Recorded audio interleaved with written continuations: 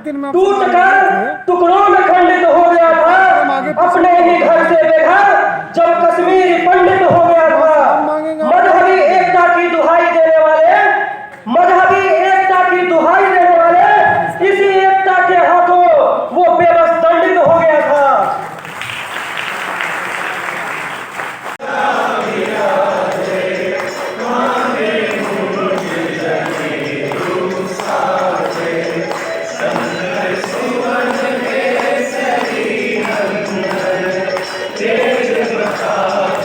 Mobile check करो यार।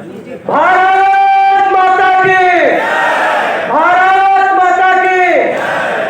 ऐसे में पूरी ताकत के साथ बोलिए लोग जम्मू से और दिल्ली से इस पाटलिपुत्र की इस पावन धरती पर आए हैं आपका आवाज सुनने के लिए।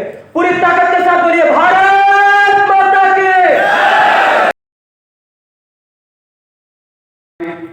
मोदी जी को भी हृदय से धन्यवाद देते हैं कि जिस धारा 370 के कारण जो कई प्रकार की ऐसी संवैधानिक कठिनाइयां भी वहां उत्पन्न हो गई थी, जिसे ना पूरा देश स्वीकार कर पा रहा था, ना कश्मीर के हमारे लोग स्वीकार कर पा रहे थे।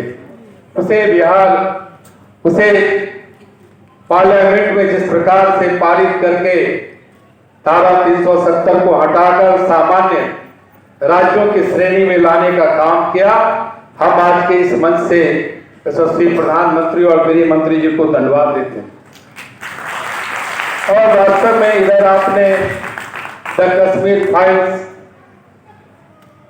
जो एक फिल्म बनी और उसके द्वारा उस समय के लोमहर्षक तथ्यों को जिस प्रकार से दिखाया गया, कहीं कहीं पूरा देश उसको बहुत नजदीक से जाना और समझा। पटना में भी इस फिल्म का प्रदर्शन हुआ और उसका मनोरंजन जो कर है उसको हमारी सरकार ने उसे कर से मुक्त भी किया। लेकिन इतना हम जरूर कहेंगे कि हम भारत के प्रधानमंत्री जब भारत की सरकार में वो प्रधानमंत्री के रूप में उन्होंने शपथ लिया तो कुछ चीजें थी जो स्वतंत्रता आंदोलन के बाद से पंडित श्यामा प्रसाद मुखर्जी एवं दीनदयाल उपाध्याय जी ने जिस प्रकार से कश्मीर और बाद के कालखंड के दिनों में राष्ट्रवाद, राजनीति में स्वच्छता और कई जो ऐसे हमारे संकल्प थे, हमारे आदर्श थे, उन आदर्शों को कैसे फलीभूत करें। श्यामा प्रसाद मुखर्जी ने जिस प्रकार से कश्मीर में 2 प्रधान, 2 निशान, 2 विधान के खिलाफ में अपना आंदोलन चलाया और उसके कारण उन्हें शहीद होना पड़ा, यह कहीं कहीं पीड़ा हमें और पूरे देश को और भारतीय जनता पार्टी को विशेष रूप से थी। हम इतना ही आपको कहना चाहेंगे कि हिंदुस्तान में जो हालात बदले हैं, आजादी के पहले और आजादी के बाद भी जिस प्रकार के सैद्धांतिक विसंगतियां थी, उस विसंगतियों को दूर करने के लिए हमारी सरकार ने प्रयास किया है। और मंच पर बैठे कश्मीर से आए ऐसे परिवारों के परिजन को भी हम आश्वस्त करना चाहते हैं कि जम्मू कश्मीर भारत का अभिन्न अंग पहले भी था, आज भी है और कल भी रहेगा। और आपकी जो बुनियादी, आपके जो जीवन से जुड़े हुए बुनियादी सवाल हैं, जो एक यक्ष प्रश्न के रूप में आजादी के बाद से आपको कहीं कहीं सालता रहा है, उस प्रश्न का जवाब हमारे प्रधानमंत्री नरेंद्र मोदी जी ने देने का काम किया है। आपको आपकी पीड़ा को हरने का काम किया है। और आने वाले दिनों में कोई भी आतंकवादी हो, चाहे विशेष किसी समुदाय के भी लोग हों, यह हिम्मत नहीं करेगा कि भारत के लोगों को इस प्रकार से संविधान की मर्यादा को कुचलते हुए जिस प्रकार से उस कालखंड में 1990 के दशक में जिस प्रकार से उनके साथ हुआ, ये आने वाले दिनों में कोई भी समुदाय या कोई भी संप्रदाय या हिम्मत अब नहीं कर सकता, क्योंकि वहां एनडीए की सरकार है और प्रधानमंत्री की सरकार है। और मित्रों, प्रधानमंत्री जी ने जिस प्रकार से भारत की साख बढ़ाई है, भारत के तिरंगे की साख बढ़ाई है, सिर्फ इसका एक उदाहरण देकर अपनी बात को हम समाप्त करते हैं कि जिस समय आज भी रूस और यूक्रेन में जिस प्रकार से लड़ाई चल रही है और देश के कई राज्यों के हमारे छात्र मेडिकल की पढ़ाई कर रहे थे और युद्ध के कारण जब हमारी सरकार ने निर्णय लिया कि वहां भारत के जितने भी मेडिकल के छात्र हैं उन्हें हम वापस स्वदेश लाएंगे, तो आपने देखा होगा जब अपने मेडिकल कॉलेज के परिसर से मेडिकल के छात्र पोलैंड और रोमानिया की सीमा पर वो जा रहे थे तो भारत का तिरंगा शरीर में लपेट कर जा रहे थे और उसका बरसक विमान उसे छू नहीं पाया था। यही भारत की साख है, भारत के प्रधानमंत्री की साख है, भारत के तिरंगे की साख। मित्रों, हमारे नौजवान को अपने देश का झंडा लेकर देश का तिरंगा लपेट कर जा रहे थे, लेकिन जब पाकिस्तान और बांग्लादेश के भी मेडिकल के छात्र जब अपने अपने देश के विमानों पर चढ़ने के लिए पोलैंड या रोमानिया के पास उनके हवाई जहाज लगे हुए थे, जब वहां जा रहे थे, उन देशों के छात्रों ने भी अपने देश का राष्ट्रीय झंडा नहीं लगाया था, भारत का तिरंगा लपेट कर अपने सीमाओं पर पहुंचा था। यही भारत के और हिंदुस्तान के प्रधानमंत्री और भारतीय जनता पार्टी के प्रधानमंत्री की साख है। और इसी साख को, भारत के तिरंगे को की साख को भारत के प्रधानमंत्री ने पूरे वैश्विक स्तर पर दीप्यमान करने का काम किया है।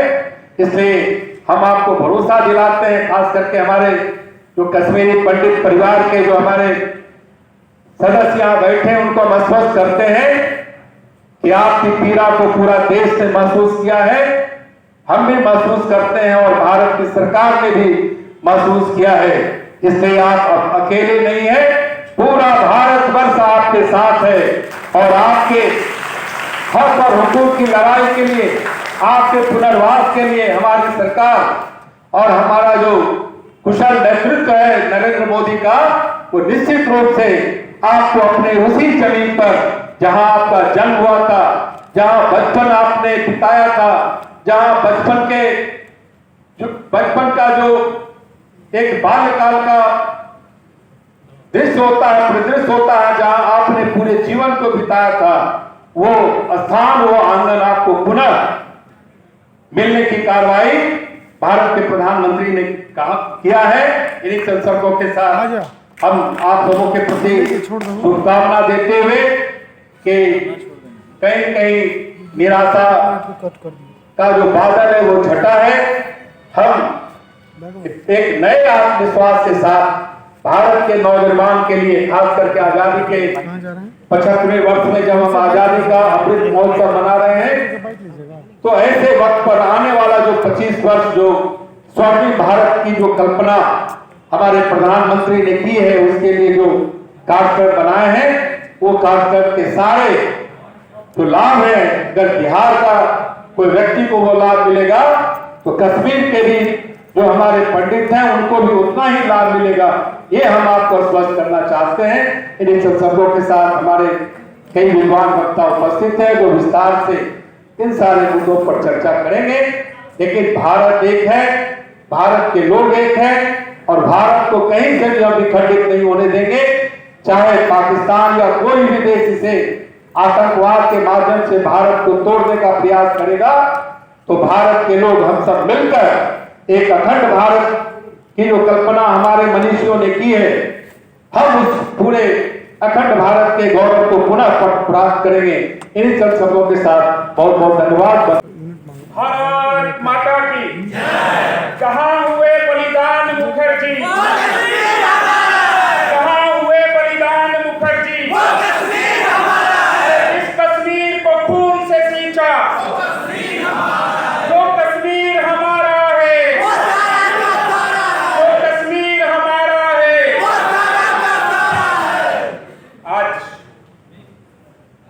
सर्वप्रथम तो मैं आज के इस कार्यक्रम के सभी आयोजकों को हृदय से आभार व्यक्त करना चाहता हूं कि आज एक बहुत ही तात्कालिक और देश के लिए दूरगामी परिणाम लाने वाले इस कार्यक्रम का आयोजन किया। इसकी सार्थकता और सफलता के लिए मैं सभी आयोजकों को हृदय से आभार व्यक्त करता हूं।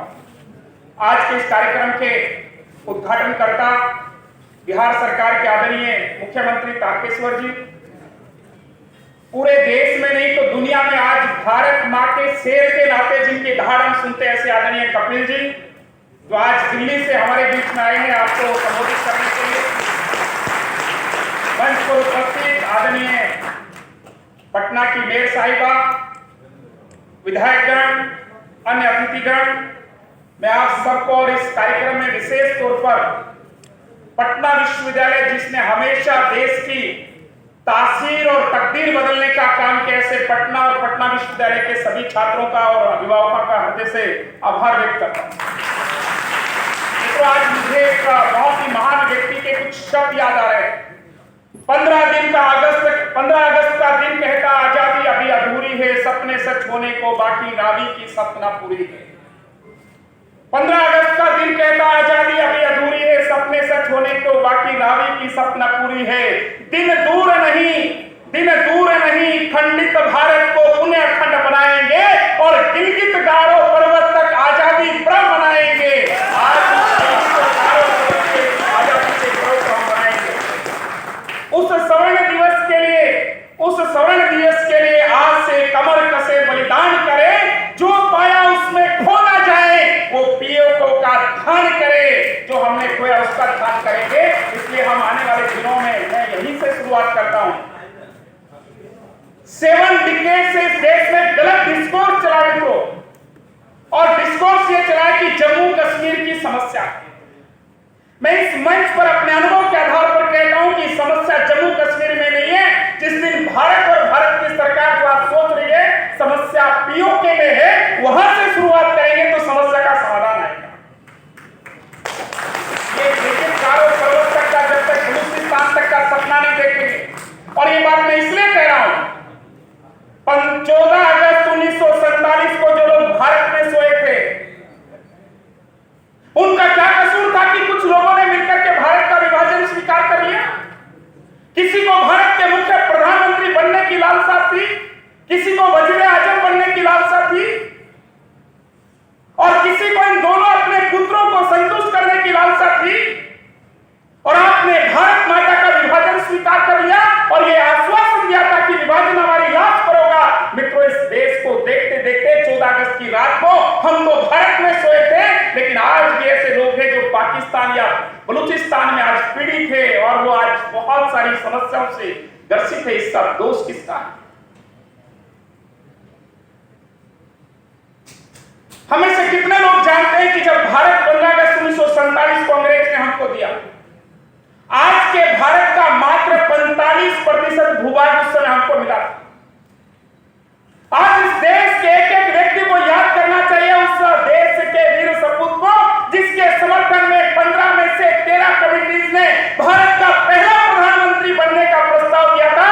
आजकल कुछ लोग कहते हैं संविधान खतरे में है, और 15 में से एक भी नाम जिसका लिया वो देश का प्रधानमंत्री बन गया,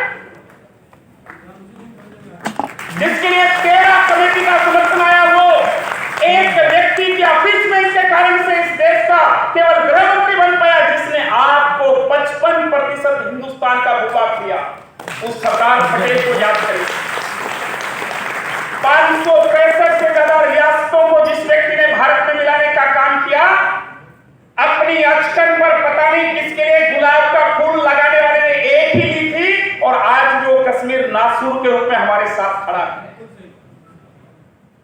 मित्रों, मैं आज इस कार्यक्रम में केवल कुछ प्रश्न खड़े करके जाना चाहता हूं। कश्मीर के इतिहास को में से बहुत लोग जानते हैं। कश्मीर फाइल के बारे में कुछ लोग जानते होंगे। द कश्मीर फाइल केवल 2.5 घंटे की फिल्म है, या 2 लोग बैठे हैं, उनके जीवन का इतना सा हिस्सा है। लेकिन द कश्मीर फाइल ये 30 साल पहले के 19 जनवरी 1990 के कश्मीर के इतिहास को नहीं बता रही है। आने वाले समय में यहाँ बैठे एक व्यक्ति के 30 वर्ष का इतिहास क्या हो सकता है, आपको हो सकता है बिहार फाइल्स और पटना फाइल्स देखनी पड़े, उससे जागरूक करने के लिए है।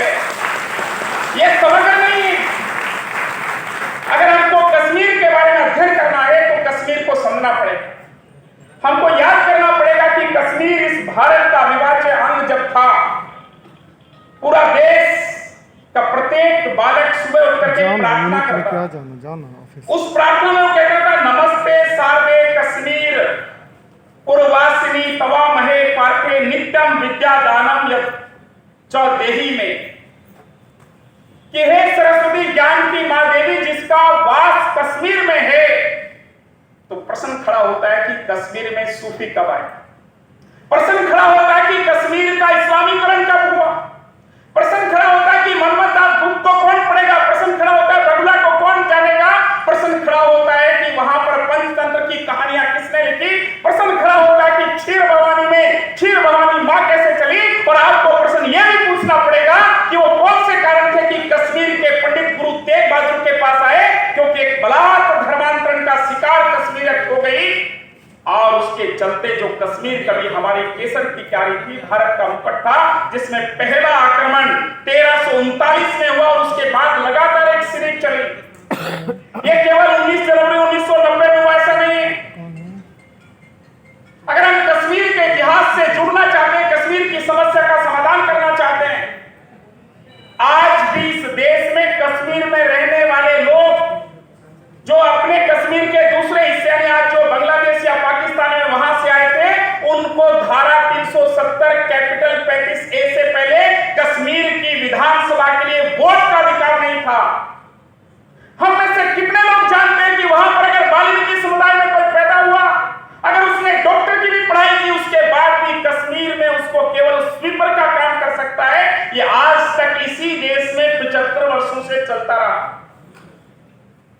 कश्मीर की कोई भी लड़की भारत के किसी व्यक्ति से विवाह करके वहां पर रह नहीं सकती, उसके प्रॉपर्टी का राइट चला जाएगा।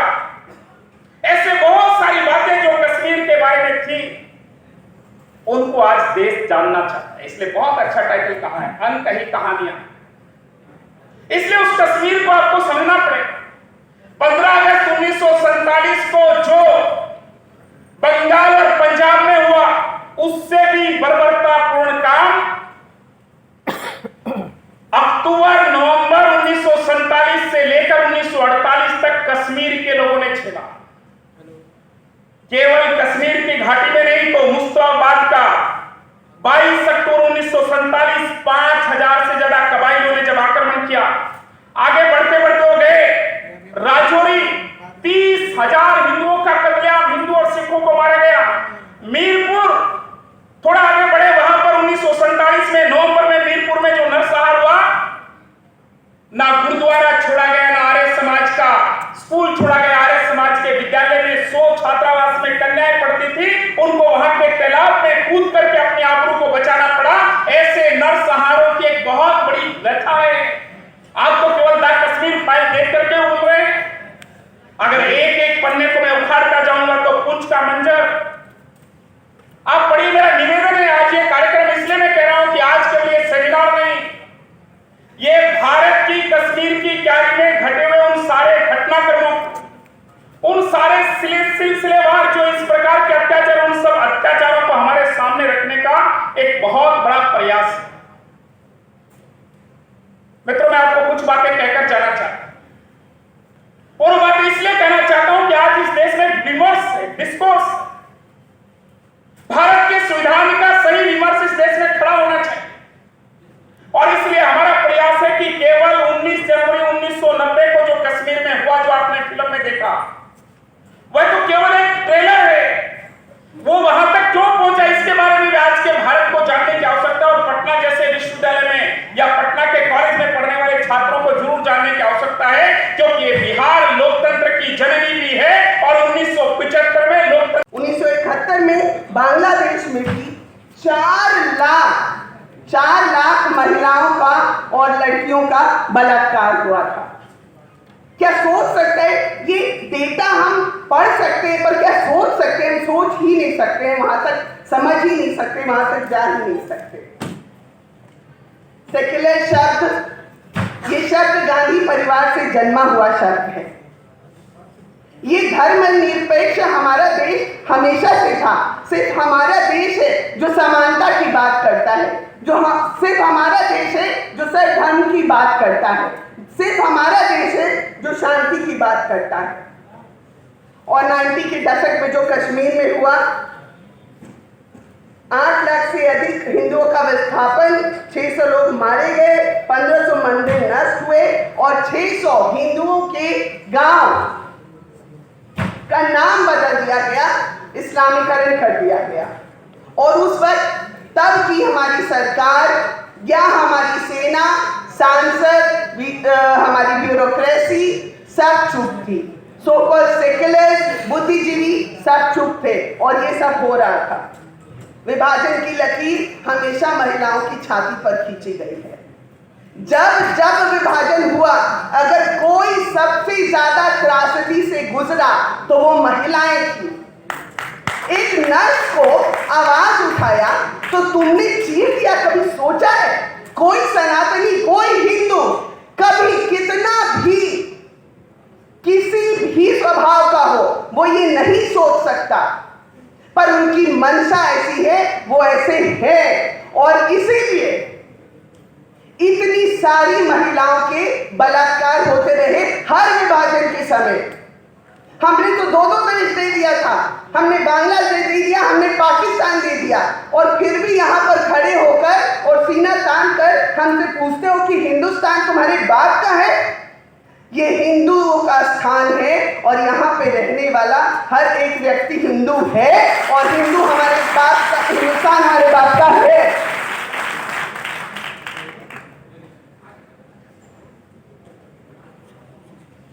अब लोहिया जी ने कहा था कि राजनीति अल्पकालीन धर्म है और धर्म दीर्घकालीन राजनीति है।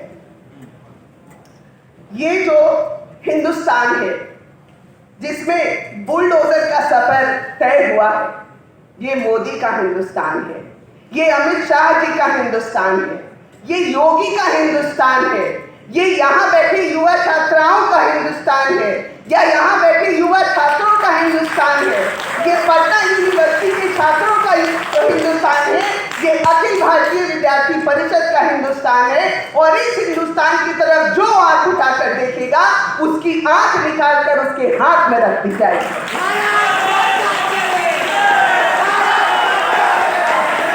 हिंदू एक पद्धति है और हिंदुस्तान में रहने वाला हर एक व्यक्ति हिंदू है।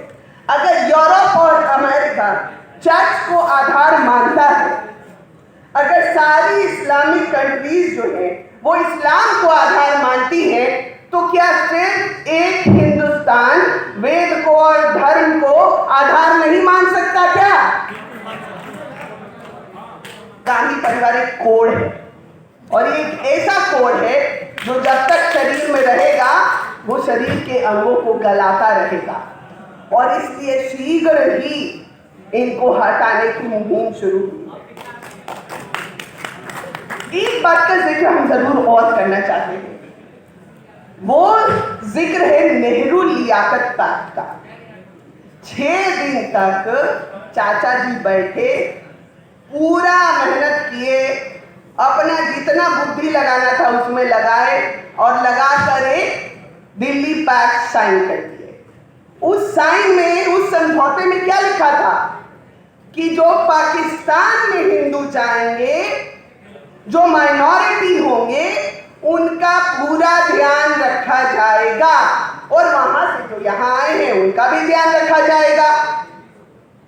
उनके लिए जब चाहे वो यहां आ सकते हैं और यहां वाले जब चाहे वहां जा सकते हैं, ऐसी की व्यवस्था की जाएगी। उनकी शांति से रहने की व्यवस्था की जाएगी, उनके अमन चैन को बनाए रखने की व्यवस्था की जाएगी। तो यहां तो है, यहां माइनॉरिटी कमीशन बना दिया, यहां अल्पसंख्यक मंत्रालय बना दिया, तो पाकिस्तान में क्यों नहीं बनाया? वो समझौता क्या सिर्फ हमारे लिए था कि वो समझौता दोनों देशों के लिए था? और जैसे ही वो समझौता टूटा, जैसे ही माइनॉरिटी की रक्षा नहीं की गई, उसी समय वो समझौता खत्म हो गया। लेकिन फिर भी हम आज होते जा रहे हैं। इन सारी बातों को विचारधीन की आवश्यकता है। बुर्का पे बात करते हैं, महिलाओं की। बुर्का पहन के स्कूल जाएंगी, बुर्का पहन के कॉलेज जाएंगी। अब 100 बच्चे बैठे हैं एक यूनिफॉर्म में और उसमें एक बच्चे बच्ची का सिर्फ 2 आंख दिख रहा है, वो बैठी है, तो उसको खुद को कैसा प्रतीत होगा? और दूसरा कि मान लीजिए फुटबॉल का मैच हो रहा है और स्कूल बोला कि नहीं, सबको आवश्यक है उसमें पार्टिसिपेट करना, तो ये बुर्का पहन के कैसे करेंगी फुटबॉल का मैच और बास्केटबॉल?